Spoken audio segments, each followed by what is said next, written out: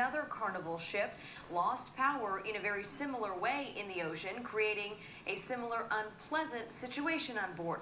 Fox 5's Sharon Chen joins us live with one couple who is reliving the horrors they had on board the Splendor. Sharon.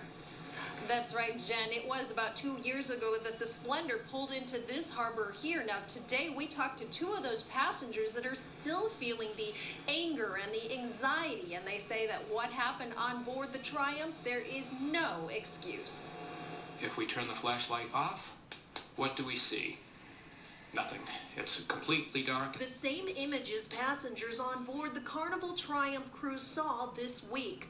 2 years ago, it's exactly what Chris Desaulniers and Gordon Gilbreth experienced. So this is where there's been water coming down from the ceiling. Their ship, the Carnival Splendor. Gordon and Chris happily boarded the Splendor with their family November 2010. But the dream vacation to the Mexican Riviera turned out to be anything but. The carpet's all wet, and of course it doesn't smell very good either. An engine room fire knocked out power and plumbing across most of the ship. They were stuck at sea with no power, water, or toilets. The exact same scenario that happened on board the Triumph. We have begun the process of having those internal deliberations as what we might learn from this and what we might suggest as ways to improve safety. Bud Dars with Cruise Lines International Association. He says while tragic, he does not believe the Triumph will sink the industry. Incidents such as this are very unusual for this industry, and historically did not change their booking patterns following an incident. Carnival has made a public apology, offered a refund, a makeup cruise, and $500 to passengers of the Triumph. For their troubles, Chris and Gordon received a refund and a makeup cruise. It doesn't make up for what we went through, but that's okay. And the couple was ready to forgive and forget. That is, until now. It's the same story, only much worse. So we've done a lot of cruises with them, and now this is like the final straw. We won't be traveling on Carnival again.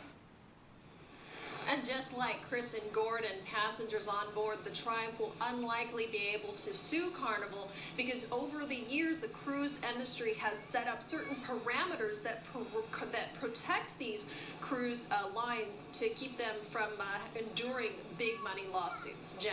Yeah, and we're going to talk about that aspect in a little bit there, Sharon. But you heard one of the interview guys there, Chris or Gordon, I can't remember who said it, but they said, you know, we're done with Carnival. Does that mean they still want to cruise with another company, or are they totally done?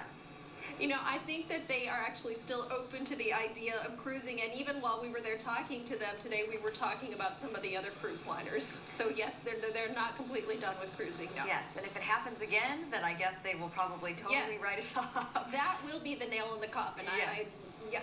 Absolutely. All right, Sharon, thank you for that story. And talk about a double whammy of frustration. The bus that